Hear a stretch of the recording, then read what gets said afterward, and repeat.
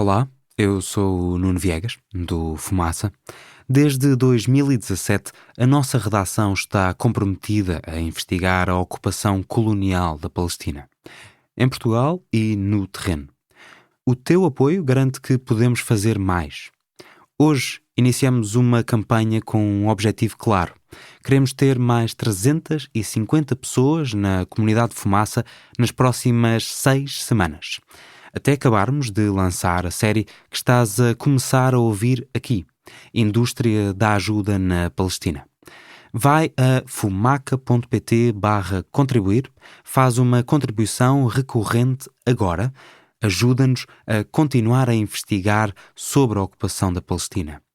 De caminho, recebes já, hoje, todos os episódios da série. Até já. Olá, os rápidos avisos do costume. Grande parte desta série é em inglês, porque quase todas as entrevistas são em inglês, e como ouvir tudo isto dobrado em português seria uma experiência verdadeiramente estranha e incomodativa, achamos melhor disponibilizar-te a tradução completa em fumaca.pt. De resto, tens uma melhor experiência se ouvires este episódio com auriculares ou auscultadores. Para maior contexto histórico sobre a Palestina, dá jeito que tenhas ouvido a série Palestina, Histórias de um País Ocupado. Há muita coisa que lá explicamos de forma mais aprofundada que aqui saltamos à frente. Agora sim, fica com a Rafaela Cortês que te vai guiar por esta história.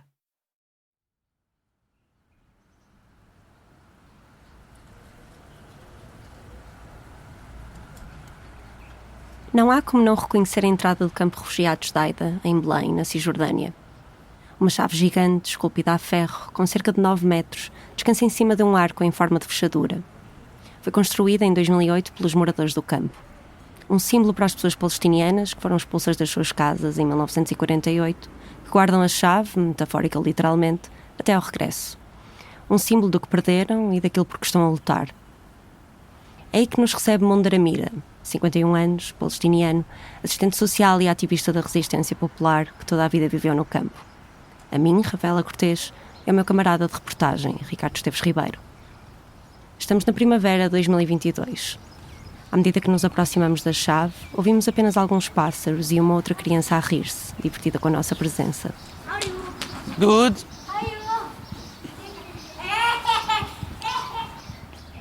O campo de Aida está mesmo ao lado do muro de separação, ou muro do apartheid. Uma barreira massiva de betão com cerca de 8 metros de altura, que começou a ser construída em 2002 pelo Estado de Israel.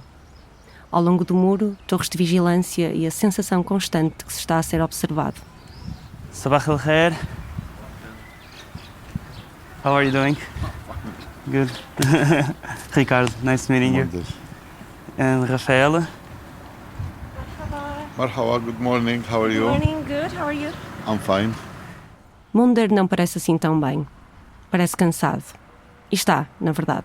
And yesterday it was like a night raid here. They arrested our neighbor, so we did not sleep. Because of that, I send you a message very late, so as to tell you I want to sleep 1 hour more. Rusgas noturnas não são novidade para quem vive no campo. São tática comum um pouco por toda a Cisjordânia. Segundo dados das Nações Unidas, entre 2017 e 2023, as tropas israelitas fizeram em média 10 por dia. Geralmente acontecem de madrugada. Entra um grupo de soldados por casa adentro, muitas vezes partem a porta, acordando quem dorme de sobressalto, e lá ficam a vasculhar. Podem ser 15 minutos, podem ser 4 horas. Interrogam as famílias, muitas vezes com armas apontadas, não precisam de mandato. As rusgas fazem-se por questões de segurança, diz o aparelho militar sionista. Mas pessoas palestinianas defendem que se fazem mesmo quando não há suspeitas concretas. Nas rusgas, às vezes, há detenções, ou raptos, como dizem vários ativistas. As pessoas são postas em detenção administrativa, um processo militar que permite deter qualquer pessoa sobre a qual existam, e cito, fundadas suspeitas de que é um risco para a segurança da área ou a segurança pública. Pode ser detida até 6 meses, renovável indefinidamente, sem acusação, julgamento ou condenação. Em agosto de 2025, segundo dados da Adamir, uma organização de apoio a prisioneiros palestinianos, havia 3.613 pessoas presas administrativamente em prisões militares israelitas, dentro e fora da Cisjordânia. You were talking about the raid last night. Is that a thing that happens very often? Yes. At least every month twice a month, sometimes according to the situation. Like yesterday, they started at 1 o'clock in the morning and they ended like at 4. So this is the occupation. I mean, they are just here, right? Yes. Before 2 days, they arrested 2 children from the street. 2 children? Yes. Why? Claiming that they are throwing stones. Enquanto escrevia este episódio, Mundaramira estava em detenção administrativa. Em dezembro de 2023, invadiram-lhe a casa por volta das 3 da manhã. Partiram a porta da entrada, espancaram-no, prenderam a mulher e os filhos no quarto e cortaram a t-shirt do filho com uma faca porque tinha um mapa da Palestina, explica a irmã que viu. O irmão, também espancado, foi para o hospital. Mundar não é estranho das prisões israelitas. Da última vez que foi levada, em 2017, esteve 6 meses preso por participar em manifestações, entre aspas, não autorizadas, e perturbar a ordem pública. Desta vez, foi libertado ao fim de mais de 2 meses, no final de fevereiro de 2024, com menos de 33 quilos e a precisar de cuidados médicos que lhe foram em grande parte negados durante o cativeiro na prisão israelita. Antes, naquele dia de primavera, em 2022, fez-nos uma visita guiada ao campo de Aida. Queríamos falar sobre a Agência das Nações Unidas de Assistência aos Refugiados da Palestina no Próximo Oriente, ou UNRWA, a agência da Organização das Nações Unidas criada para dar resposta ao problema dos refugiados da Palestina. A definição operacional, como a UNRWA lhe chama, é um pouco mais precisa. Pessoas cuja residência habitual era a Palestina durante o período de 1 de junho de 1946 a 15 de maio de 1948 e que perderam tanto a casa como os meios de subsistência. Começou a prestar serviços em 1950, 2 anos depois do culminar de um processo no qual milícias sionistas expulsaram cerca de 800 mil pessoas palestinianas e destruíram mais de 500 aldeias e vilas, incluindo Deir Aban, onde vivia a família de Mundaramira. A independência do Estado de Israel, ou, para pessoas palestinianas, Al-Nakba, catástrofe em português. Mundar mostra-nos a escola para rapazes e a clínica da UNRWA. From one side, they decrease the services that they are giving to the refugees. And on the other side, they build very fancy school and very fancy clinic that even inside Palestinian cities or even in some European countries, you will not find like this. Is this the Yes, this is the health center and Oh, wow. the school. O edifício é enorme. Pedra bege, muito clara, com portões e janelas de um azul forte. Foi inaugurado em 2021 com financiamento de 3,5 milhões de euros do governo da Arábia Saudita. Tem 18 salas de aula, uma sala multiusos, uma biblioteca, salas de computadores e laboratórios, cozinha e cantina. Inclui ainda um centro de saúde totalmente equipado e mobilado. Parece moderno, espaçoso, com boas condições, um contraste com os edifícios que o rodeiam. Parece ótimo, na verdade, mas Mundar não vê as coisas com os mesmos olhos. The first fault that we did as Palestinians, that we accept to convert from living in tents to live in concrete houses. This is the idea. So living in a concrete houses means that you will be here more time. And it was through the UNRWA. We thought the UNRWA wants to improve our way of life. And imagine that the fund was, at that period, it was like in 1953, 57, that they came and they start building units, concrete units. A maioria dos campos de refugiados geridos pela UNRWA, são 58 dentro e fora da Palestina, parecem quarteirões precários de uma grande cidade. Não têm tendas improvisadas. Entre Gaza, Cisjordânia, Jordânia, Líbano e Síria, a agência emprega cerca de 28 mil pessoas. É responsável por mais de 700 escolas, onde estudam mais de 500 mil de alunos. Tem 140 centros de saúde primários que recebem, todos os anos, mais de 7 milhões de visitas. Mais de 750 funcionários oferecem serviços sociais. Tem também um programa de assistência que garante alguns bens alimentares básicos e assistência monetária a mais de 300 mil refugiados. Já para não falar dos serviços de proteção de crianças, de cuidado de infraestruturas e serviços financeiros que oferecem empréstimos a quem precisa de ajuda para começar ou manter um pequeno negócio. Quando começou, em 1950, os seus serviços destinavam-se a cerca de 750 mil palestinianos. Hoje, graças a uma política que inclui descendentes, são elegíveis 5,9 milhões. We are here waiting for our return to our homeland. We don't need such facilities. We used to have a good school. Now, you can see it. It's a school in a camp. But why do you say that you don't need all of this? Because we need services more than such facilities. We used to have a school. Services till we return back. Building such a school means that we will stay here another 100 years. And we don't want to stay here another 100 years. Foi precisamente a UNRWA que nos levou aos campos de refugiados palestinianos. Não só na Cisjordânia, mas também no Líbano, onde se encontram a maioria dos campos fora da Palestina. Queríamos saber mais sobre o papel de uma das maiores organizações da ONU, a agência criada especificamente para os refugiados da Palestina, na luta pela sua autodeterminação. Será que, como dizia Munder, a UNRWA estava apenas a garantir a permanência no exílio? Será que estava, mais do que a não desafiar o status quo, a reforçá-lo com fundações de betão, a acrescentar-lhe salas multiusos, computadores e laboratórios? Inicialmente achamos que era coisa curta, uma pequena reportagem. Mas à medida que fomos falando com mais pessoas, foi-se revelando um emaranhado de interesses, investimentos e jogos políticos. Crises de financiamento, discriminação entre funcionários locais e internacionais, pretensões de neutralidade. Problemas que, aliás, são muito maiores do que a UNRWA e a ONU, que se repetem em inúmeras organizações não governamentais de ajuda internacional. Mas uma coisa de cada vez.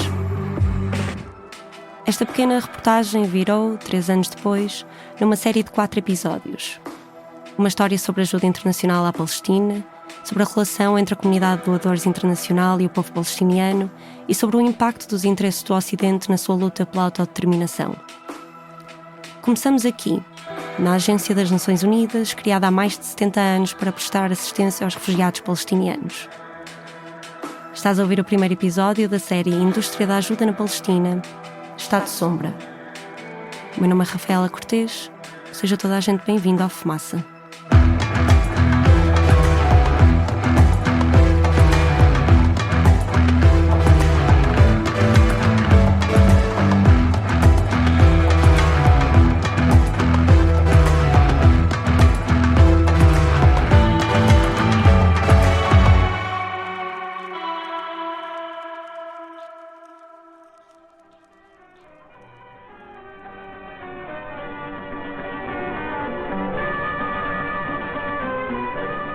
Numa das obras produzidas pelo Departamento de Filmes da UNRWA em 1955, chamado 3 R's in the Sand, 3 R's na areia em português, a agência documenta o início da construção dos campos de refugiados.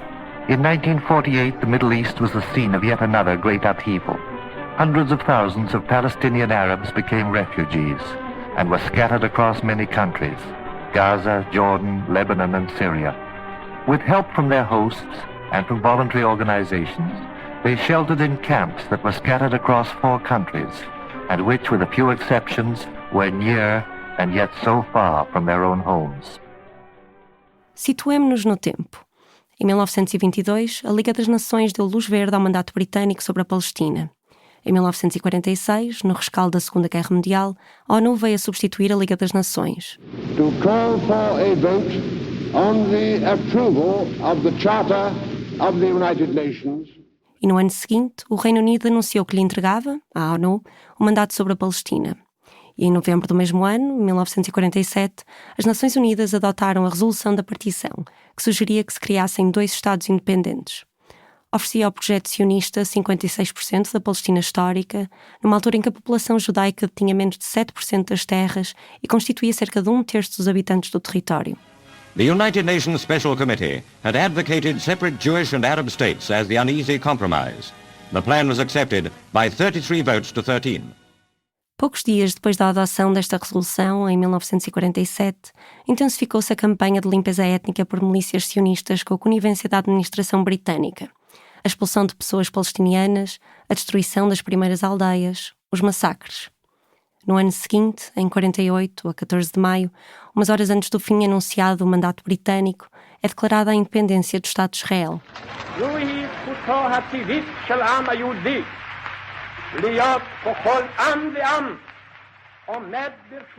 A responsabilidade das Nações Unidas sobre a Palestina foi mudando de forma nos meses e anos seguintes.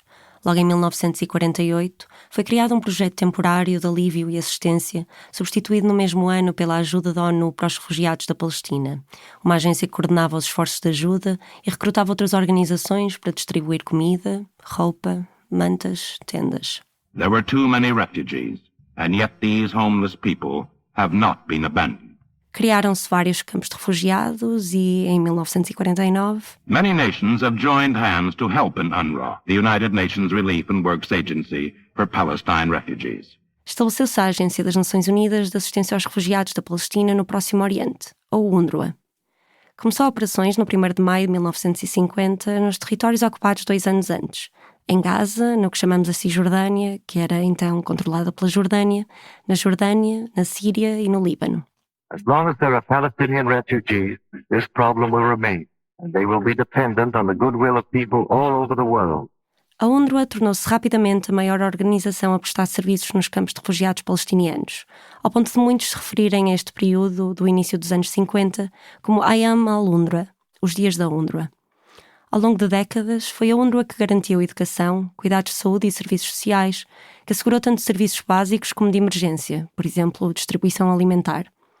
Foi a UNRWA que criou documentos oficiais de identificação para refugiados palestinianos que lhes davam acesso aos serviços e, ao mesmo tempo, constituíam a prova da sua identidade. A UNRWA tornou-se, mais do que só um elemento visível nos campos, uma presença formativa da manutenção da identidade palestiniana no exílio. Mundir Amira, novamente. We have very important discussion that we want the UNRWA not just as a place which give us services. It's a political identity for us. It's the witness. Since 1948, they are here.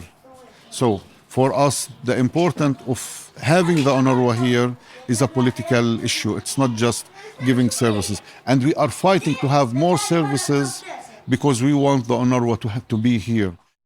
Anne Irfan, historiadora e professora de estudos interdisciplinares de raça, género e pós-coloniais na University College London, passou anos a investigar a experiência de refugiados palestinianos e a UNRWA.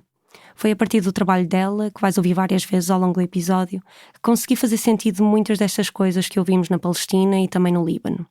Segundo ela, para além de oferecer todos estes serviços, a UNRWA agiu várias vezes como a representante diplomática dos refugiados, ao ponto de ser chamada frequentemente de Estado Azul.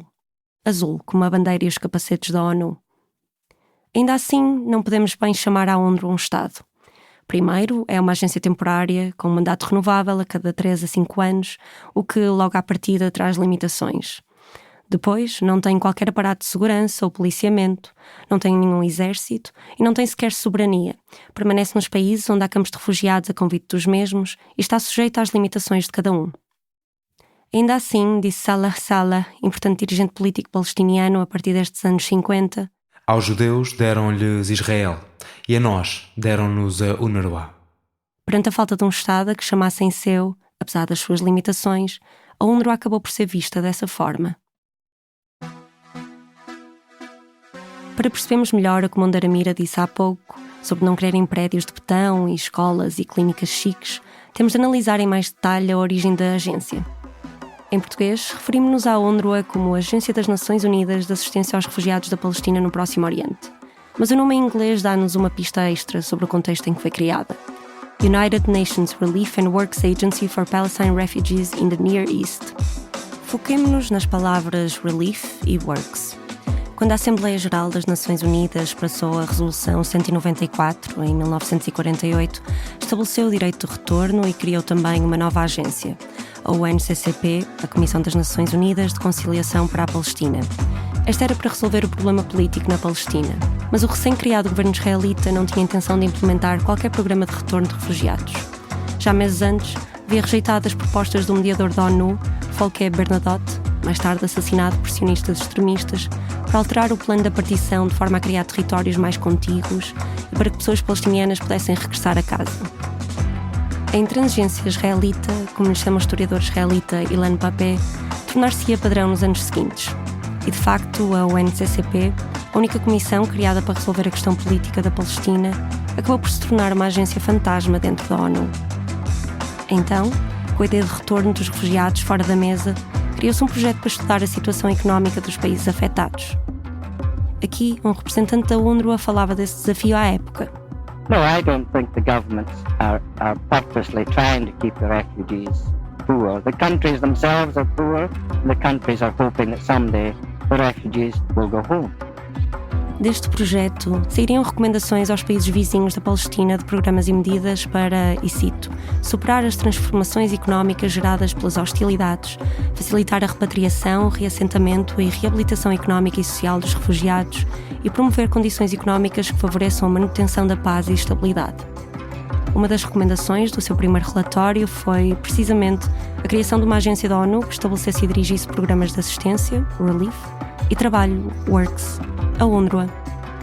À falta de acordos de conciliação entre os vários países e da possibilidade de retorno dos palestinianos, cito, o único passo construtivo imediato é dar aos refugiados a oportunidade de trabalhar onde estão. Works. Então, em 1952, a Assembleia Geral da ONU formalizou um programa de reintegração de refugiados e deu $200 milhões à UNRWA para o concluir em 3 anos. In the rapidly developing Middle East, there are many openings for radio mechanics, well-trained fitter machinists, and welders. This training center is building up such a reputation that many employers in Jordan and outside now apply especially for Kalandia boys. Foi nesta linha de integração económica nos países hóspedes, juntamente com assistência humanitária, que o trabalho da UNRWA seguiu nos primeiros anos. Uma integração que era cada vez mais vista em países como os Estados Unidos da América ou a Inglaterra como uma ferramenta para a repatriação de pessoas palestinianas noutras terras. Giorgio Giacomelli, que mais tarde viria a ser comissário-geral da UNRWA, admitiu que a agência tinha sido criada, em parte, para facilitar a relocação de pessoas palestinianas. Mas a historiadora Anne Irfan, de quem falamos há pouco, explica que o programa de Works foi um fiasco. Dos 878 mil refugiados registados com a UNRWA no início dos anos 1950, o máximo de pessoas que estiveram inscritas no programa de trabalho foram 12 mil, e menos de um ano depois o número havia caído para 812. Culpa da desconfiança que as pessoas tinham da UNRWA e de qualquer tentativa de repatriação. A agência acabou por abandonar o programa de integração económica através do trabalho, focando-se, a partir de 1957, no programa de educação. Nos anos seguintes, descreve o historiador palestino-americano Rashid Khalidi, refugiados palestinianos tornaram-se dos mais educados do mundo árabe, o que impulsionou a imigração de muitos para os países mais ricos da região. Health and welfare services and education became regional success stories. By the late 60s, literacy among the refugees was higher than among the population in some of the host countries. Para pessoas palestinianas, o problema era a criação de soluções permanentes para um êxodo temporário. Ao fim de um ano de existência, a própria UNRWA já relatava protestos e greves contra serviços sociais e médicos e contra quaisquer melhorias nos campos. Deitaram-se abaixo casas que vinham substituir tendas e, na Síria e no Líbano, refugiados recusaram construir estradas e outras infraestruturas. No livro Soul in Exile, o poeta palestiniano Fawaz Turki, natural de Haifa, que passou a infância nos anos 50 no campo de Burj al-Barajne, no Líbano, descreve a ação de um amigo que se juntou a um grupo para arrancar árvores plantadas pela UNRWA. As árvores, plantadas ao longo de um caminho de terra, estavam presumivelmente a ser postas ali para tornar a área mais bonita. Uma mulher gritou: "Irmãs, juro-vos pelo sangue dos nossos patriotas caídos que não pregarei um prego numa parede enquanto estivermos fora da Palestina. Construiremos apenas quando estivermos na nossa terra." As pessoas queixavam-se: será que eles vão negar-nos o direito de voltar à nossa terra, tornando a nossa estadia mais confortável, aceitável e, portanto, permanente? Eles eram os oficiais da UNRWA, mas também os governos americanos, os britânicos, os sionistas, os Estados Árabes, os que ignoravam os seus pedidos de ajuda. Escreve Fawaz. As árvores estavam tão deslocadas no meio da miséria e da destituição. Então, arrancaram-nas, queimaram-nas e dançaram à volta do fogo. 70 anos depois, esse sentimento é ecoado por Mundir Amira. If we would live in our own state, with our own resources, we will not need all these stuff. We don't want aid. we will have our own aid from our own resources. Muitos refugiados viam a UNRWA não como assistência caridosa, mas como um direito. A ONU contribuiu para que estivessem agora em exílio e, como tal, era agora a sua responsabilidade ajudá-los. Um relatório da agência de 1951 expõe precisamente esta questão. As Nações Unidas, em particular certos dos grandes poderes, são considerados pelos refugiados como sendo inteiramente responsáveis, tanto pelos infortúnios do passado como o futuro destino. Mais à frente. Esforços individuais para lhes explicar a situação são geralmente em vão. O refugiado ouve respeitosamente, mas no fim continua convencido tanto da injustiça que lhe foi infligida, como do facto que pouco ou nada se está a fazer para retificar. A UNRWA não era só um prémio de consolação da comunidade internacional, como Salah Salah, dirigente político, dizia. Era, ao mesmo tempo, um símbolo do que lhes tiraram e, portanto, do que lhes deviam.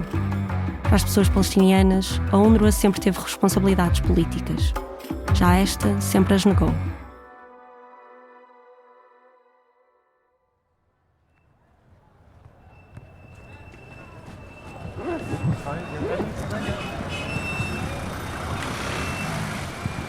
Janeiro de 2022. Acabamos de chegar ao campo de refugiados de Al-Badawi, a 5 km de Trípoli, no norte do Líbano. Viemos no táxi com o Khaled Yamani, refugiado palestiniano e membro da organização política revolucionária Frente Popular para a Libertação da Palestina, ou FPLP, que se ofereceu para nos mostrar o campo. Aqui, a FPLP é uma das grandes referências da resistência palestiniana. No Ocidente, no entanto, é considerada uma organização terrorista. Nunca tinha entrevistado um terrorista antes, comento baixinho com o Ricardo. Ainda por cima tão simpático.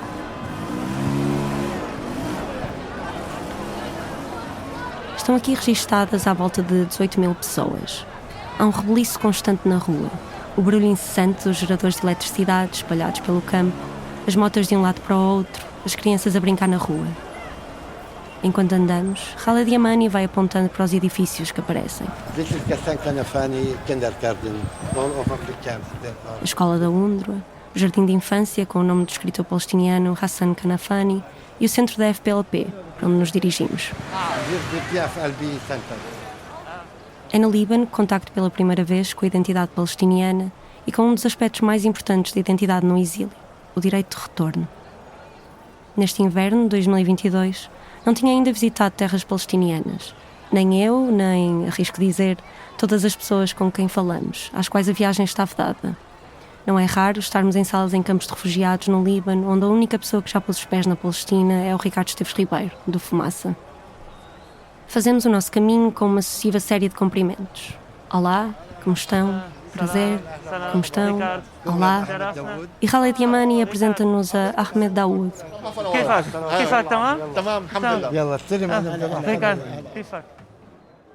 Lá dentro, nas paredes, há um mapa da Palestina, do Rio Jordão até ao Mar Mediterrâneo, retratos dos 3 secretários-gerais da história da FPLP e também um quadro em lantejoulas onde se lê Falastin Habibtna, a nossa querida Palestina.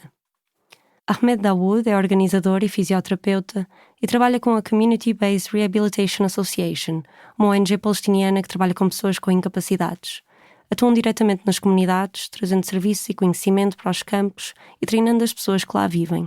Here in the camp there's around 23 NGOs, and this is not UNRWA, just local NGOs, and there is another international NGOs like UNRWA, like UNICEF, like UNDP, but there's like 23 Palestinian local organizations who are working. Run by Palestinians. Yes.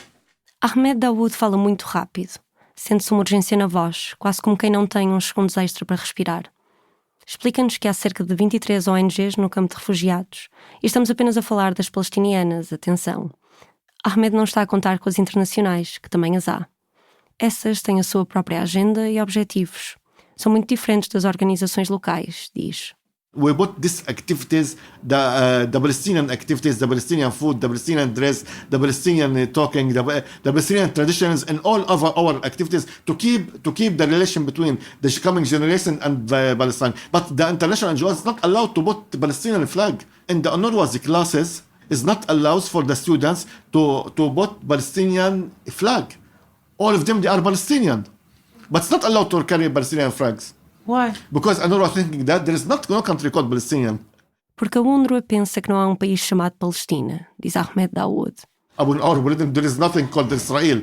There is just Palestine, with respect to us. So, if you carry this flag represented violence, according to their point of view, represented like this. Yeah, like a flag represents violence. Even the flag, for example, this map.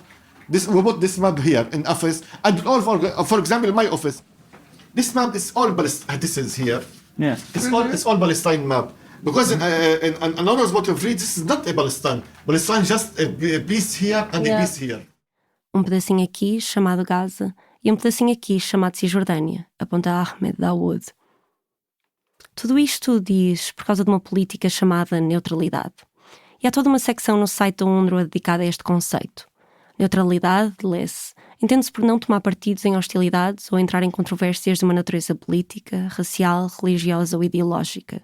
E realmente ali está, aplicada em todas as camadas do trabalho da agência, de forma quase obsessiva. Neutralidade e conduta dos trabalhadores, neutralidade e instalações, neutralidade e educação. Há processos de verificação de funcionários, beneficiários, parceiros, fornecedores, doadores.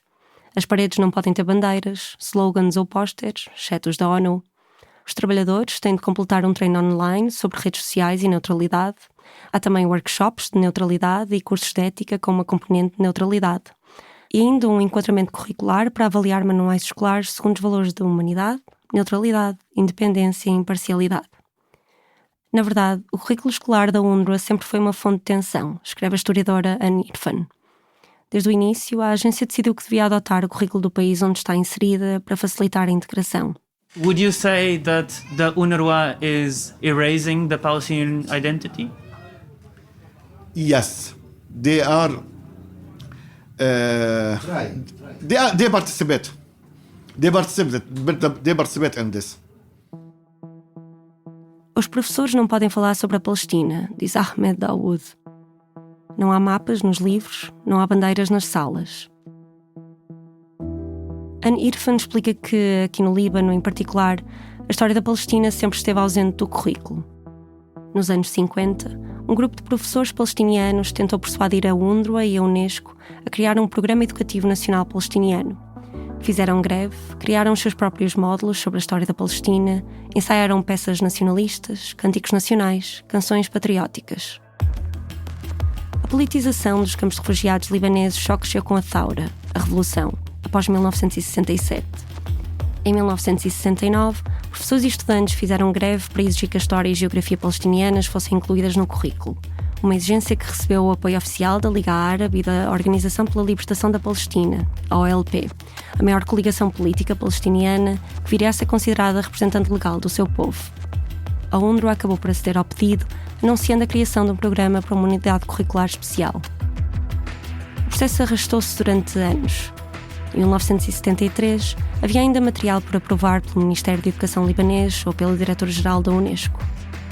Os anos passaram e não é claro quando o programa foi introduzido, nem tampouco quando foi retirado. Hoje, este programa, ou algo semelhante, não existe. Nem a UNRWA, nem a Unesco, nem o Ministério da Educação libanês responderam às nossas perguntas. Anne Irfan diz que pode ter sido um resultado da Guerra Civil no Líbano, que começou em 1975 e que se prolongou durante 15 longos anos, e da expulsão da OLP do país após o cerco israelita a Beirute, em 1982. O desmantelamento da coligação palestiniana no país e os massacres que se seguiram foram um golpe duro para uma população refugiada já debilitada, que perdeu muita da força e do poder de negociação que tinha construído. Mas, como aconteceu em décadas anteriores, se a UNRWA não implementa o programa, bem, a coisa resolve-se de outra forma. This is an UNRWA building. We can't take. You speak about Palestine. You speak about the right of return. You speak about the space of Palestine, the map of Palestine, the flag of Palestine, and this is not allowed to do it. So we enter the schools by force. Last time we entered by force. They said it's not allowed, so we know that it's not allowed. But we are Palestinians. We need to speak to our children about Palestine in this day, in Al-Nakba Day. Então, no dia da Nakba, organizaram uma equipa de voluntários do Comitê do Direito de Retorno e entraram pelas escolas adentro. Juntaram os alunos todos e falaram-lhes da Palestina, da Nakba, do mapa, do direito de retorno. The teachers are very happy, and they told us, all of them, not some of them, all of them are very happy. They're saying that you talk that the thing that we want to talk, but was not allowed to, for otherwise we'll be fired from our jobs. And after that, we told them that in this day, it's day off. In this day off, to remember this day. Of course, UNRWA don't allow to make it like a national day for the Palestinian, like. But on this agenda, but UNRWA know that in this day, by force we close the schools and we speak about Palestine for the students. If you don't want to speak, it's this. But our right is to speak to our sons, to speak to our people about their homeland. Quando as escolas não o fazem, centros comunitários e de juventude ocupam-se do trabalho de preservação de memória e identidade palestiniana através da educação, de jogos, da arte. Como o Al Nakab Center for Youth, em Burj Al Barajneh, o Arab Palestinian Culture Club, em Al Badawi, ambos no Líbano, ou o Aida Youth Center, em Belém, na Cisjordânia.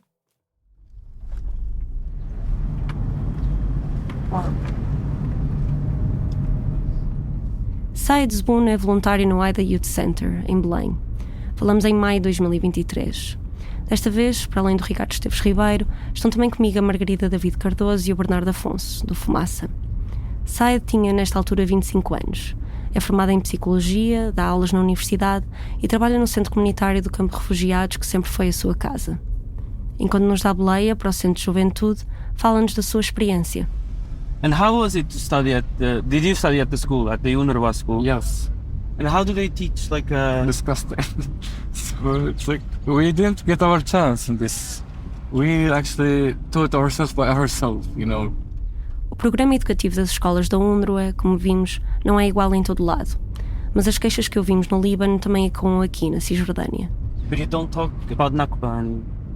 Yeah, with nothing at all, like seriously. And that's insane. Actually, recently I checked the books of history and they didn't even speak about the Zionists at all. Like, it was like from the first grade till the 12th, which is the last grade in school, they didn't speak about the Nakba, about the Zionist movement, about anything that's happening here in Palestine. We do know what in the history we speak about the liberation movement in the whole world, except here in Palestine. Do you speak about the reason why you live in a refugee camp for in our in the schools? Yeah. No. So what do they say about Palestine? I knew nothing from school about Palestine. For example, those who are outside of the camp, in the center that we are in right now, like we always give them some kind of tours, education tours, like classes about Palestine, because like they live in here and they don't know a lot of things. The teachers they are afraid of being fired by the UN. That's a problem. Wow. It's like once actually there was a teacher for me.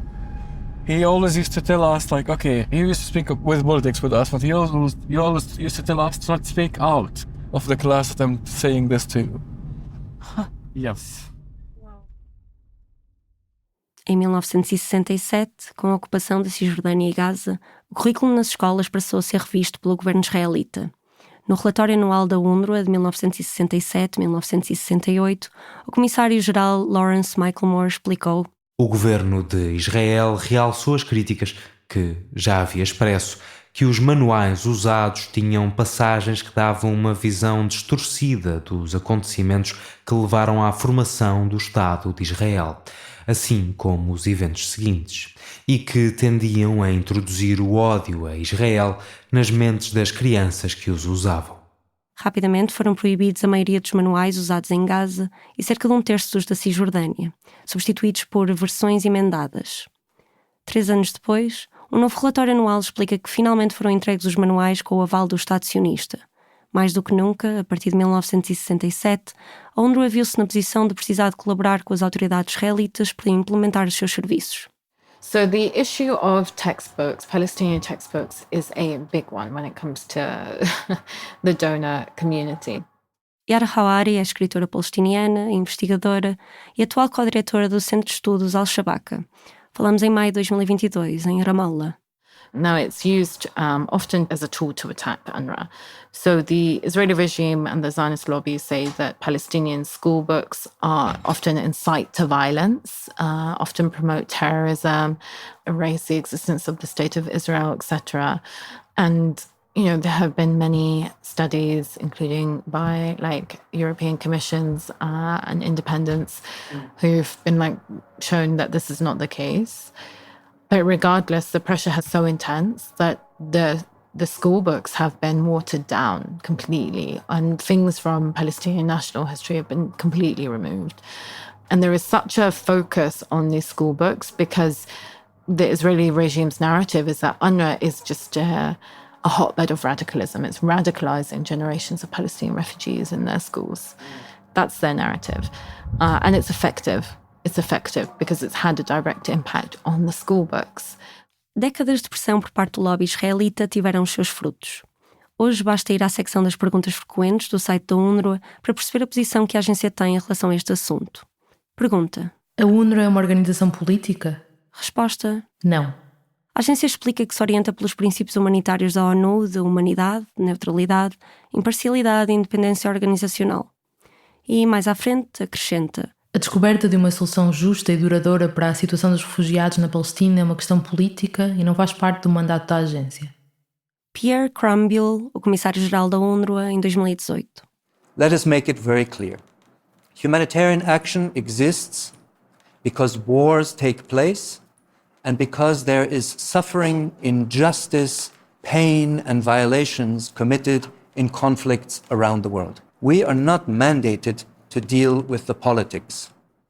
Fosse ou não com essa intenção, a UNRWA foi sendo vista como uma presença estabilizadora na região. Tanto para os governos dos Estados Unidos da América como da Grã-Bretanha, o financiamento da UNRWA era entendido, em parte, como um mal menor. Melhor uma agência da ONU a controlar os campos de refugiados do que grupos nacionalistas, comunistas ou extremistas armados. Ellen Goldenberg, antigo membro do Departamento de Estado estadunidense, que trabalhou na equipa de negociações na região, disse: os israelitas estão presos numa posição em que a única coisa pior que apoiar a UNRWA é não apoiar a UNRWA e ter o caos total na Cisjordânia e em Gaza. Este argumento foi repetido pela própria agência para justificar a necessidade da sua existência.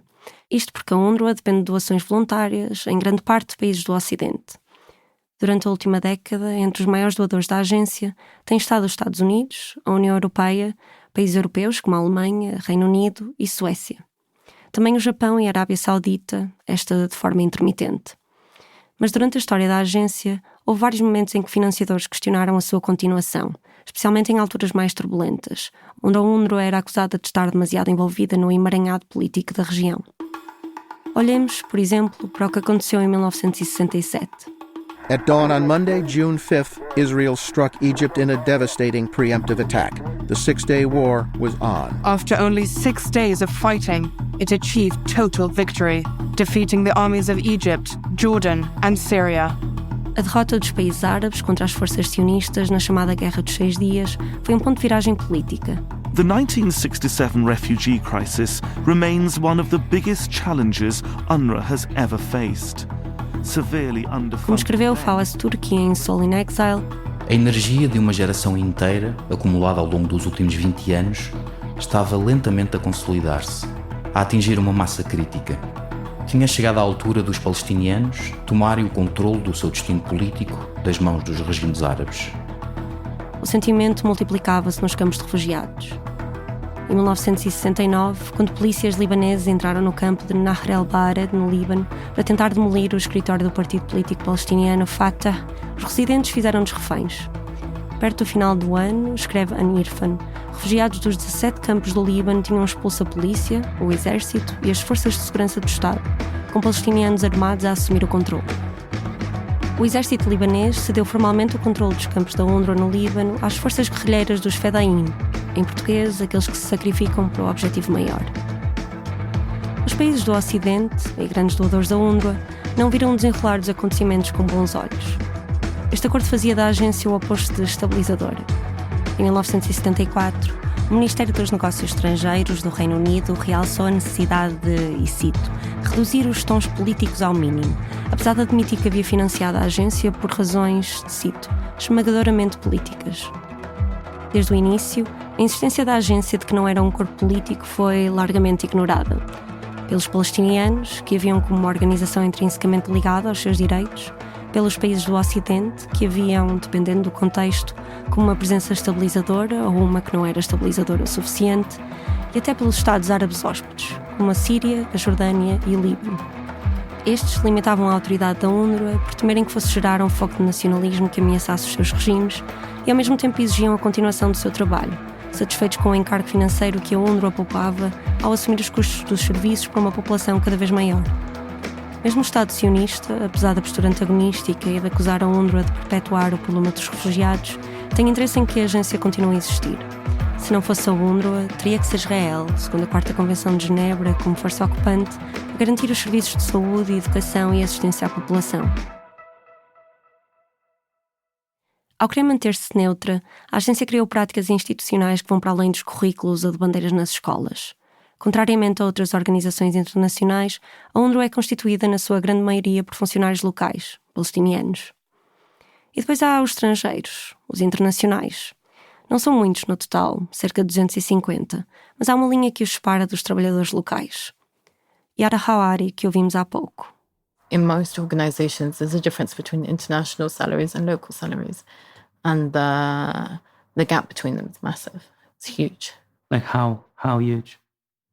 Well, listen, I think it depends, but I know, for example, in UN agencies, it's really, really big, the gap.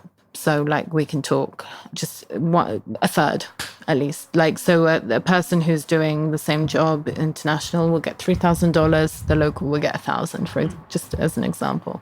At UN agencies, like UNRWA, for example? Yeah. UNRWA is probably one of the places where you will see some of the biggest disparities in terms of salaries. Grande parte dos trabalhadores internacionais têm os salários garantidos pelo orçamento regular da ONU, em vez de, como os colegas locais, estarem dependentes das contribuições voluntárias dos doadores internacionais à UNRWA. Já para não falar das posições de chefia, às quais têm acesso privilegiado. Desde 1950, a UNRWA teve 15 diretores e comissários gerais, 7 norte-americanos, 7 europeus e uma única exceção, o diplomata turco Iter Turkmen.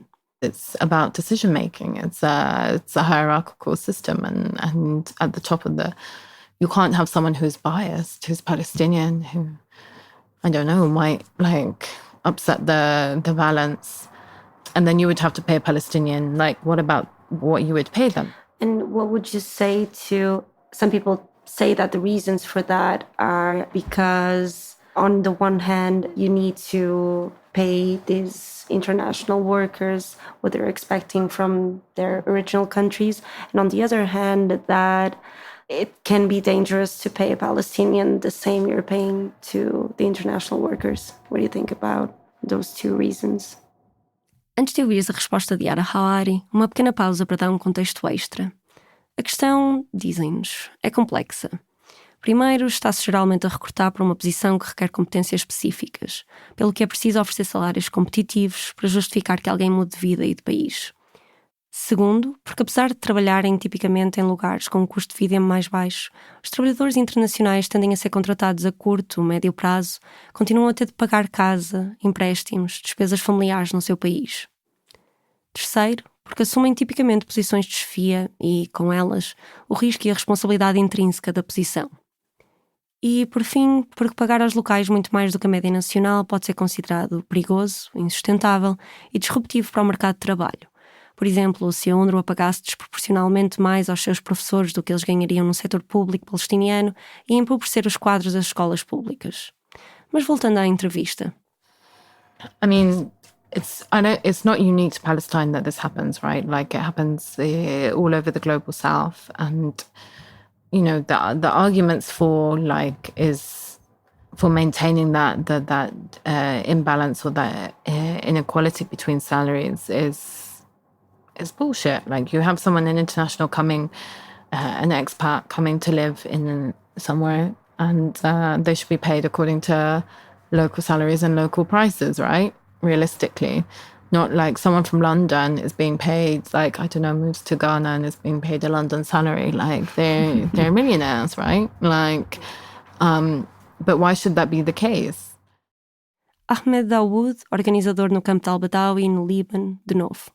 Why does it seem like the bosses of UNRWA are always foreigners, are not Palestinians? There is always bosses from you. They bring experts from outside camp. For example, UNRWA's head of missions, most of them, they are foreigners. They are from Italy. They are from America. They are from Spain. And that's not clear for everyone, even for the UNRWA's employees. So if you are coming from, for example, America, you take a salary for $15,000 or $20,000 or $22,000. Why the Palestinian employee take $2,000 or like this? There's very wide differences between the local who are living here and the foreigners who are coming from. Nobody know why, but they said that it's internal policy.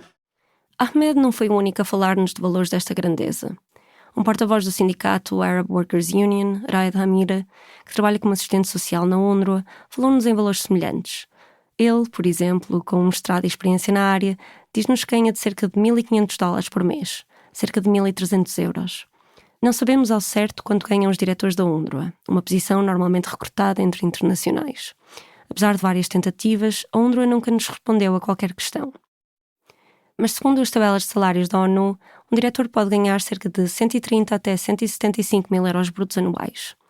A isto pode acrescentar-se, caso a caso, benefícios e subsídios como abono por dependentes, bolsas de estudos para os filhos, entre outros. And is it easy for Palestinian workers to rise to leadership positions? No. Well, it's changing, but the answer is no.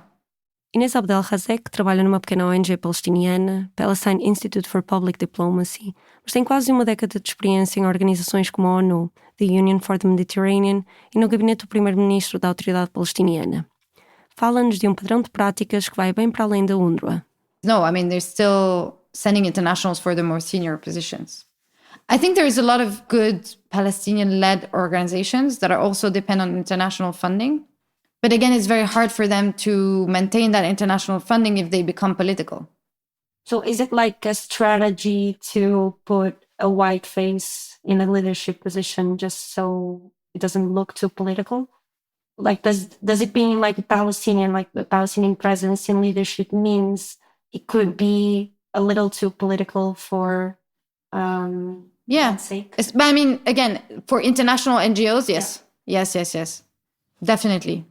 They will not put a Palestinian at the head. Look, I mean, when I was in the UN and we had questions related to Palestine, I was working on global affairs, right? Mm-hmm. Not in Palestine. I was actively prevented from working on that file because I would be biased. Although I have the expertise. I know the file better than anyone around that office. Mm-hmm. But they felt because I'm Palestinian, I would be biased to work on an assessment on something related to Palestine and Israel. Numa carta de 1957, escrita pelo diretor administrativo da UNRWA, John Oliver, lê-se o seguinte: a maioria dos funcionários da UNRWA é recrutada localmente e o seu treino e abordagem para qualquer situação segue os costumes e práticas do Médio Oriente. Não se consegue obter os mesmos resultados dos funcionários recrutados localmente como se esperaria de alguém europeu ou americano. Uma postura condescendente, ou até, como se referem várias pessoas, neocolonialista. Uma continuação de práticas antigas em que gente branca impõe os seus valores, a sua vontade, a sua autoridade, decidindo o que os outros precisam e de que forma podem chegar lá. Mas há também uma razão apontada historicamente para a exclusão de pessoas palestinianas das principais posições de chefia. Em 1967, o diretor de Educação escreveu ao Comissário-Geral que a educação nas escolas da UNRWA e nos territórios ocupados devia ser liderada por e cito, não árabe internacional que fale árabe, uma vez que criar a relação necessária com as autoridades israelitas estaria, e cito, para além da capacidade de um funcionário palestiniano. Palestinianos, querem dizer, não conseguem ser neutros. Iam ser incapazes de trabalhar com Israel, ou este nunca ia aceitar trabalhar com eles, ou os dois. Yara Hawari, co-diretora no Centro de Estudos Al-Shabaka, de novo. It's a UN agency. The heads of the UN agencies aren't going to be like the head of UNRWA can't be a Palestinian. And their argument is that if it was a Palestinian, like the Israelis would like take it down, right? I think that's not entirely honest, right? Like I don't think they want locals as heads or in senior positions. There are always exceptions to the rule, right? There is, I'll know someone here or there that's a Palestinian that has a senior position. There are always exceptions, but those exceptions prove the rule. Nem toda a gente com ligações à UNRWA ou à ONU, no entanto, põe tanto foco na questão da neutralidade, ou tenta só analisar a situação através de um prisma humanitário. como por exemplo Francesca Albanese, advogada de Direito Internacional que trabalhou durante uma década para as Nações Unidas, incluindo o Alto Comissariado das Nações Unidas para os Direitos Humanos e a UNRWA. Desde 2022, é relatora especial da ONU para os territórios palestinianos ocupados. I think that the emphasis should be on impartiality and objectivity, and it's something I really put a lot of effort on because I know that whatever I do and say, everything I do and say will be scrutinized to the limit to find some flaws or some faults. Francesca Albanese já foi acusada de muita coisa. Parcial, antissemita e apologista do Hamas, o partido político islâmico sunita que defende e pratica a luta armada contra o Estado colonial sionista. O Hamas, que governa a faixa de Gaza desde 2007, um ano depois de ganhar as eleições legislativas. Foram as últimas a acontecer em Gaza, por bloqueios tanto do próprio Hamas como da autoridade palestiniana, que governa a Cisjordânia, como de Israel e da comunidade internacional. É complexo, não vamos entrar por aí. O Hamas, já agora, é considerado uma organização terrorista pelos Estados Unidos da América, a União Europeia e pelo Estado sionista. Voltando a Francesca Albanese, a relatora especial da ONU nunca poupou críticas ao que vê como violações dos direitos das pessoas palestinianas. Como tal, além das acusações, é frequente ser alvo de tentativas de descredibilização do seu trabalho, pedidos para o seu despedimento e até ameaças. Está também, como outros relatores especiais da ONU antes dela, impedida de entrar na Palestina. I do look at facts impartially and objectively, and I do my best to apply international law impartially and objectively.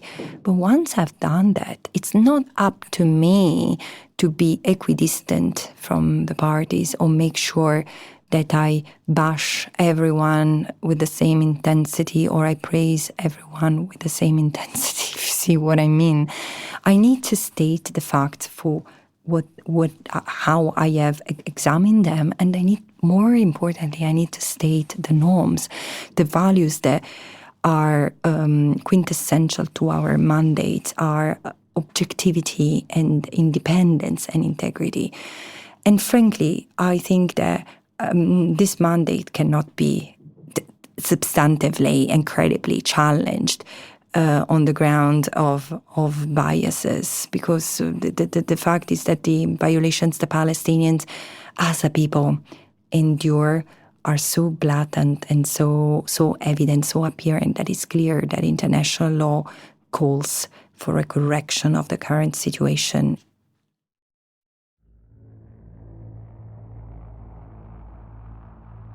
Desde a sua criação que o trabalho da UNRWA assenta em várias contradições. Assume-se a política numa das áreas mais politizadas da história contemporânea, com um mandato que não tem autonomia nem fundos suficientes para cumprir. Trabalha, ao mesmo tempo, localmente e internacionalmente, e tem de gerir, num equilíbrio muito precário, os interesses e aspirações dos refugiados palestinianos, dos governos dos países onde opera, da colonização israelita, da Assembleia Geral da ONU e da comunidade de doadores internacionais. Como disse o escritório do Comissário-Geral da UNRWA em 1979, em algumas ocasiões estas são compatíveis, frequentemente não o são. The UN role is to keep a status quo, not to solve anything, not to interfere in anything, claiming that this is being unilateral. Estás a ouvir Dawood Hammoudeh. Estamos em maio de 2022, na sua casa em Jerusalém. Hoje trabalha com o American Friends Services Committee, uma organização religiosa humanitária estadunidense, mas fez durante muitos anos parte do Sindicato de Agricultores na Palestina. Como muitos outros palestinianos que entrevistamos, Dawood não poupa críticas à Organização das Nações Unidas e à UNRWA. Colonial, destrutiva, fragmentadora, diz-nos a certa altura. Não quero com isto dizer que não foi importante para centenas de milhares de refugiados palestinianos no início da ocupação. Mas a certa altura há que perguntar: qual é o papel da UNRWA hoje em dia? It became so huge that it became so bureaucratic, unfunctional, and unsustainable. And this is why every day you hear a call from UNRWA and UN agencies saying the system will collapse in Palestine, the structure will collapse, the UNRWA will collapse, and so on. So after 74 years, UNRWA did not find a way to become sustainable. That in itself is a disaster. O que a UNRWA conseguiu nestas décadas, diz Dawood Hammoudeh, foi controlar dezenas de campos de refugiados, controlar as escolas, controlar a distribuição de comida e assistência a milhares de pessoas que dela são dependentes. The UNRWA is in itself is a second state. Is a shadow state here in Palestine. And is the solution to dismantle it? Not dismantling it. Look, UNRWA, and this is what I wanted to say at the beginning. You need to be very careful when talking about UNRWA, specifically UNRWA. I would attack more World Food Program, WHO, and so on. UNRWA is good for the Palestinians as, how to call it, ensuring that the issue of refugees remains on the table. So we don't attack the UNRWA calling for dismantling it. And we don't ask for this as Palestinians. Actually, we oppose it. Okay, it needs to stay. Because the right of return. To ensure that the right of return and the refugees issue remains on the table on different levels and so on. And to ensure a global commitment to the refugees issue. But this does not mean that we close an eye on corruption, on bad practices, on unclearness, unfairness, on whatever wrong the UNRWA staff would do. Não é raro ouvir pessoas a referirem corrupção na agência. Em 2019, um relatório interno do Departamento de Ética da UNRWA revelou que um grupo de pessoas na direção estava envolvido em conduta sexual imprópria, nepotismo, retaliação, discriminação e outros abusos de autoridade. Sobre o desmantelamento da UNRWA, não encontramos consenso. Alguns palestinianos defendem que não precisam de uma agência da ONU, que não consegue arranjar uma solução permanente para os refugiados. Outros defendem que a resposta não é acabar com ela. Ainda assim, ao longo da nossa reportagem, foi esta a última perspectiva que mais ouvimos. Apesar de todos os problemas, a UNRWA tem um papel importante a desempenhar. Um papel que é preciso defender. Talvez por isso não seja particularmente confortável para pessoas palestinianas criticarem a agência. Não é incomum explicarem-nos que temos de ter cuidado com a forma como contextualizamos a situação, ou introduzirem qualquer crítica com uma ressalva de género. Ouçam, o meu pai estudou numa escola da UNRWA. A escritora Yara Hawari explicou bem. Palestinians have a very complicated relationship with UNRWA, right? They employ a lot of people, so obviously, they are providers. They are also service providers. In a way, it's a part of our culture. Like a lot of people went to UNRWA schools. It's just, a lot of people's parents work for UNRWA. Like it's just a big part of it. They are a part of Palestinian life. It's a difficult balance to get right, is to critique an organisation such as UNRWA, but also not play into the hands of the Zionist lobby. And it's a difficult balance, and it's often that balance is not achieved. But it's something that, it's just a very unfair position that Palestinians are constantly put in. Like critiquing the international presence here, when a lot of that international presence is providing a service. But that presence at the same time is being attacked by the Zionist lobby and the Israeli regime. So it's a very unfair position that Palestinians constantly find themselves in. Saímos da entrevista com Yara Hawari com a sensação de que também é uma crítica para nós. Porquê é que, no meio de tudo, estamos a focar-nos na UNRWA? Se as críticas à UNRWA forem apenas mais achas na fogueira do desmantelamento da agência, sem que tragam qualquer resolução política para o problema dos refugiados palestinianos, então estão a servir quem? Dawood Hammoudeh, de novo.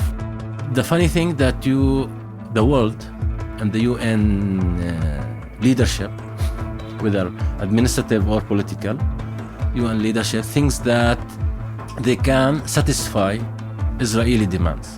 Israeli demand is simple: no Palestinians. Every year will become worse. The more you are willing to give up rights, the more they will ask. Por detrás destas preocupações de que as críticas à agência sejam instrumentalizadas para o seu fim, está um medo muito real. The United States is cutting funding for the United Nations agency that helps Palestinian refugees. For decades, the US has been the organization's largest single donor. No início de 2018, na primeira administração de Donald Trump, os Estados Unidos da América anunciaram que apenas doariam à UNRWA 60 de um total estipulado de cerca de 125 milhões de dólares. Meses depois, o corte total. A agência, explicaram em comunicado, tinham um modelo de negócios e de práticas fiscais que não eram sustentáveis, uma vez que serviam uma população de beneficiários que não parava de aumentar. A decisão só seria revertida em 2021 na administração de Joe Biden. Era a maior crise financeira de sempre, anunciou a agência. Mas o problema não surgiu em 2018. No início do ano, a agência operava já com um déficit de cerca de 150 milhões de dólares. 3 anos antes, em 2015, a comissária-geral Sandra Mitchell anunciava dificuldades de financiamento que ameaçavam cortar os serviços nas escolas. We don't have the funding right now in order to pay our 22,000+ teachers in 700 schools to open the schools in September through December. Na verdade, encontram-se referências a crises financeiras na UNRWA desde os anos 50, e não é difícil perceber porquê. Enquanto que, no início, servia cerca de 750 mil refugiados palestinianos, nas 7 décadas seguintes, o número de beneficiários aumentou mais de 600%. As doações não. A estrutura de financiamento da UNRWA, com base em donativos voluntários, talvez faça sentido para uma situação temporária, como foi pensado originalmente, mas não para comportar uma estrutura quase estatal no contexto de uma crise geopolítica que se arrasta há mais de 7 décadas. Para os palestinianos, menos doações significa, claro, menos serviços. E para os milhares que lá trabalham, menos doações significa também piores condições laborais. Em maio de 2023, enquanto estávamos na Cisjordânia, 3.200 trabalhadores da UNRWA estavam em greve. Escolas, centros de saúde e serviços de saneamento estavam interrompidos, com uma breve pausa para negociações pelo meio, desde o fim de janeiro. Falamos com Raed Amira, então porta-voz do sindicato Arab Workers Union e trabalhador da UNRWA. Quem está a traduzir é Saed Zboun, voluntário no Aida Youth Center, que eu vi há bocado. We sent a message to the commissioner as well. We told him that we are like workers in the UN.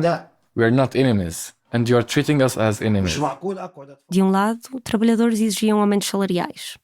A UNRWA, por sua vez, relembrava as dificuldades financeiras que atravessava e explicava que os salários dos funcionários eram, na sua maioria, já superiores a quem tinha funções equivalentes na função pública, funcionários da Autoridade Palestiniana. And also they threatened the unions and the employees in the unions as well. وأيضا بإرسال أكثر من 9 كتب للتحقيق مع اتحاد العاملين. And they sent more than 9 notifications for investigation with 9 of the workers in order to threaten them to kick them or out from the work. A única forma de aumentar os salários seria cortar serviços e trabalhos, disse a agência. Pedia que o sindicato acabasse com a greve e que parasse de intimidar os colegas que continuavam a trabalhar. Mais do que nunca, temos de arranjar um equilíbrio entre o direito à greve, o direito ao trabalho e o direito dos refugiados palestinianos a acederem a serviços básicos. Para o sindicato, era também urgente o aumento de contratações e a garantia de contrato a trabalhadores temporários. And it's not logical. It's that the teacher teaches 50 students in one class. And of course the doctor can't handle to treat 201 in a day. There's a shortage in every sector, which means the vacancy that goes, it's not going to come back at all. Atualizando o cálculo já antes feito pela ONG palestiniana Badil, de 2016 a 2023 perderam-se 3.000 trabalhadores da agência, mais de 200 professores e outros profissionais das escolas, 180 profissionais de saúde e 140 assistentes sociais. Para Raed Amira, tudo isto aponta para a mesma coisa, a desfuncionalização intencional da UNRWA, escutando a organização aos poucos e, consequentemente, o direito de retorno dos refugiados. Which means to end the work of the UN in the West Bank. ضربنا لأنه هاي المؤسسة مربوطة بحق العودة وتقرير المصير وليس مربوطة بمزاج المفوض العام. So because this agency which is connected with the right of return and not with the mood of the administrative or anyone who controls it. وإحنا قلنا لهم بس نرجع بدناش اليوم كله. And we told them once we got our rights back and we returned to our lands, we don't need you at all in here. Novamente, a UNRWA não respondeu ao pedido de entrevista ou contraditório. A greve acabou oficialmente quase 4 meses depois, a 15 de junho de 2023. O problema, esse, mantém-se. Mundir Amira, do campo de refugiados da Aida, que logo no início nos mostrou a escola e clínica milionária. We want the UNRWA to be here because this is a refugee camp, have to be run by the UNRWA. The most important thing that we want is the political rule to tell the whole world that even after 74 years of Nakba, we are refugees. Our fear that they want to put these facilities all over here, the schools, the clinics, and then they would say to the Palestinian Authority, "Khalas, you can continue." It's not an idea that we don't want to have these facilities, but the idea and the fear that they are building these facilities and they will leave us. Mondir Amira não quer que, no fim de todo este investimento, entreguem as chaves à autoridade palestiniana, o corpo governante palestiniano que administra serviços na Cisjordânia e que está, desde as últimas eleições legislativas, em 2006, sob o controle político do Fatah, um partido político secular do qual Mondir também faz parte. Para o bem e para o mal, a UNRWA é a única agência das Nações Unidas que mantém o problema dos refugiados palestinianos vivo. E, em 2024, medos sobre o desmantelamento da agência cresceram. Israel has alleged that 12 UNRWA employees took part in the October 7th attack on southern Israel. Nations, including the United States, Britain and Germany, immediately suspended their funding. The 5-page intelligence report accuses some of the UN workers of kidnapping while placing others at the scene of massacres, and at least one moved weapons for Hamas. A 7 de outubro de 2023, o Hamas, a Jihad Islâmica Palestiniana e outros grupos armados conduziram um dos maiores ataques ao Estado sionista em décadas, que matou cerca de 1.200 pessoas e fez outras 240 prisioneiras. Em retaliação, o Estado de Israel lançou uma campanha genocida e um cerco total à faixa de Gaza que, em 2 anos, destruiu parcial ou totalmente 80% das suas estruturas, incluindo quase todos os edifícios da UNRWA, mais de 90% das escolas e, pelo menos, 94% dos hospitais. Matou, segundo fontes oficiais, mais de 67 mil pessoas, 376 delas funcionárias da ONU. Feriu mais de 170 mil e forçou quase 2 milhões de palestinianos a deixarem as suas casas. Até meados de outubro de 2025, quando gravamos este episódio, matou à fome pelo menos 450 pessoas, incluindo 150 crianças. Mas recuemos novamente no tempo. 3 meses depois do início do genocídio em Gaza, em meados de janeiro de 2024, as autoridades israelitas alegaram que os trabalhadores da UNRWA tinham participado nos ataques de 7 de outubro. O Estado sionista, que sempre culpou a agência pela perpetuação do problema de refugiados palestinianos, tinha agora um trunfo para limitar fortemente o seu trabalho. The document repeats an allegation the Israel Defense Force has made many times, that the Hamas terrorist organization has been methodically and deliberately emplacing its terrorist infrastructure in a wide range of UN facilities and assets. É possível identificar cerca de 190 operacionais do Hamas e da Jihad Islâmica Palestiniana que trabalham na UNRWA. Lê-se no documento. Ao todo, o exército israelita acusou 19 trabalhadores de envolvimento nos ataques de 7 de outubro. Nas semanas seguintes, 17 países e a União Europeia suspenderam o financiamento. 450 milhões ficaram parados. A UNRWA, que tem 13 mil trabalhadores em Gaza, terminou os contratos com os 19 acusados e iniciou uma investigação. Não encontrou evidências que demonstrassem o envolvimento de 10 deles. Para os restantes 9 trabalhadores, cito, as provas, se autenticadas e corroboradas, podem indicar que podem ter estado envolvidos nos ataques. Entretanto, quase todos os doadores retomaram o financiamento. Fizeram-no 2 ou 3 meses depois da acusação, ainda antes de saberem estes resultados. Já os Estados Unidos da América, o maior contribuidor, e a Suécia, cortaram as doações por completo. Para quem tem acompanhado ou trabalhado de perto com o assunto, este é apenas mais um dos ataques de uma campanha contínua para descredibilizar o trabalho da agência. E, em março de 2024, o jornal britânico The Guardian revelou centenas de denúncias de trabalhadores da UNRWA contra militares e autoridades sionistas por assédio, agressão e obstrução do seu trabalho, num crescendo desde a escalada da agressão em Gaza. Para Francesca Albanese, relatora especial da ONU para os territórios palestinianos ocupados, o compromisso da comunidade internacional com a questão da Palestina, dos refugiados, da autodeterminação, tem sido muito elevado em retórica e muito fraco na prática. The question of Palestine falls in the remit of the United Nations. The United Nations cannot get rid of it. Defunding UNRWA would be a huge betrayal to the mandate that the UN had set for the question of Palestine and the Palestinian refugees. As acusações sobre a participação de funcionários da UNRWA surgiram no mesmo dia em que o Tribunal Internacional de Justiça considerou que havia um risco real do Estado sionista estar a violar as convenções contra o genocídio em Gaza. Kenneth Roth, antigo diretor da Human Rights Watch durante quase 30 anos, sugere que é como se alguém quisesse, do nada, mudar o assunto. But I think what we have to recognize is that October 7th was a pretext for the Netanyahu government to try to get rid of UNRWA. And it has hated UNRWA forever, and it saw this as an opportunity. Historically, because it saw UNRWA as perpetuating the sense among Palestinian refugees that they are Palestinians. Após ser transformada num campo de batalha, a sede da UNRWA em Gaza foi terraplanada. Depois de meses de bloqueio à entrada de ajuda humanitária, em outubro de 2024, o Parlamento israelita aprovou 2 leis para criminalizar e banir a agência daquilo que considera o território soberano do Estado de Israel.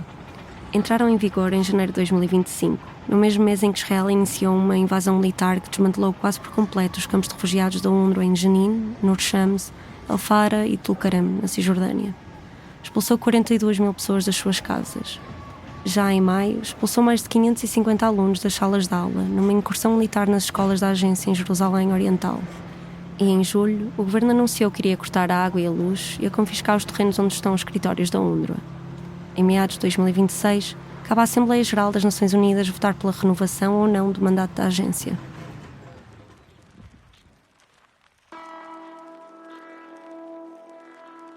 Por mais de 75 anos, milhões de refugiados palestinianos mantiveram a Palestina viva no exílio.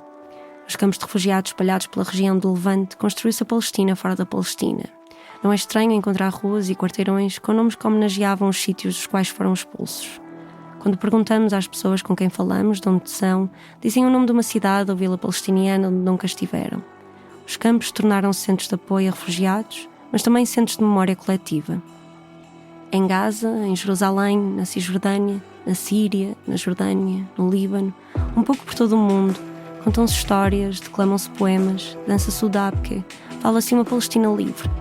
Gerações de palestinianos que recusaram programas de integração, que exigiram a educação, que organizaram divulgações e palestras e conferências e festivais e protestos e marchas de retorno, que criaram organizações, centros de juventude, centros culturais, artísticos, recreativos, que apoiaram as famílias dos presos políticos, que ofereceram chá, café e umas bolachinhas a acompanhar uma história, que lançaram movimentos, que se agarraram a todas as ferramentas à sua disposição, da lei internacional à luta armada.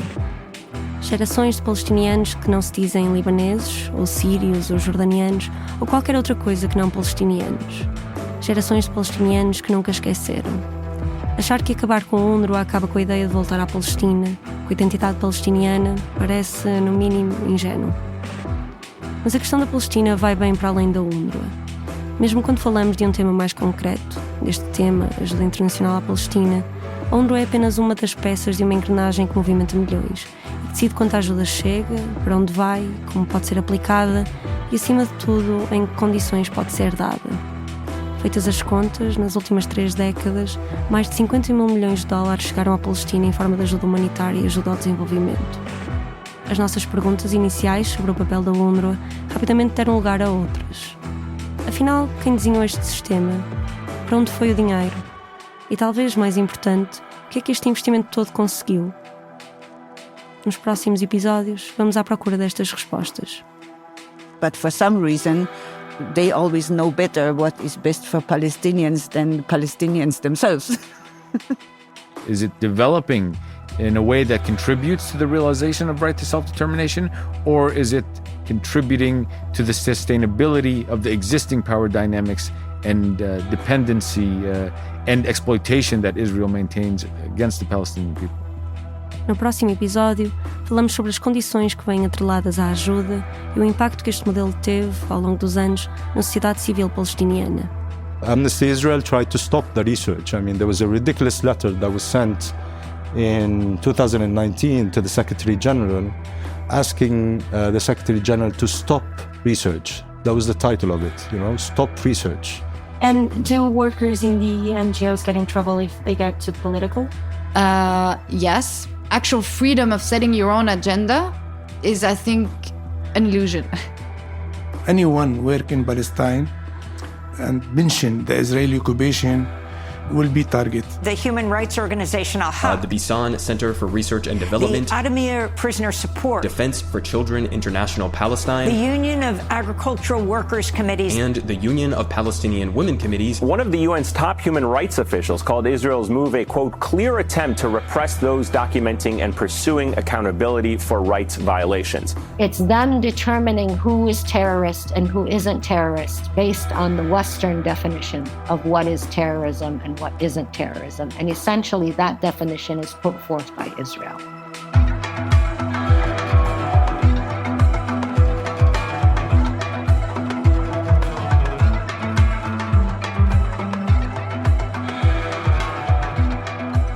Acabaste de ouvir o episódio Estado de Sombra, o primeiro da série Indústria da Ajuda na Palestina. Vêm mais 3 episódios e uns quantos extras. Se fazes parte da comunidade Fumaça, já os podes ouvir a todos. Com este primeiro episódio podes escutar a entrevista mais alargada com a relatora especial da ONU para os territórios palestinianos ocupados, Francesca Albanese. Podes encontrá-la no canal Extras Fumaça, na tua aplicação de podcasts, e em fumaca.pt. A Rafaela Cortês investigou, escreveu e narrou esta série, viajou e fez as entrevistas com o Ricardo Esteves Ribeiro. O Bernardo Afonso tratou de todo o trabalho de som, compôs e interpretou a banda sonora que estás a ouvir. Eu, Margarida David Cardoso, editei o texto. A Maria Almeida fez a verificação de factos. Joana Teresa Batista desenhou a identidade gráfica e uma série de visualizações de dados que podes encontrar em fumaca.pt e nas nossas redes sociais. Joana, o Ricardo e o Lucas Grimo de Freitas montaram a estratégia de comunicação. O Nuno Viegas participou na edição coletiva desta série e o desenvolvimento web é do Fred Rocha. Além das visualizações de dados, o Fred implementou um cantinho no nosso site onde encontras os livros, artigos e podcasts que foram essenciais na pesquisa e os bastidores desta série. Fazem ainda parte da equipa Fumaça António Assunção e Luís Marquês. A redação do Fumaça é financiada em mais de 40% pelas contribuições individuais de pessoas como tu. O resto do nosso orçamento este ano vem de bolsas estruturais da Fred e da Limelight Foundation. Até já!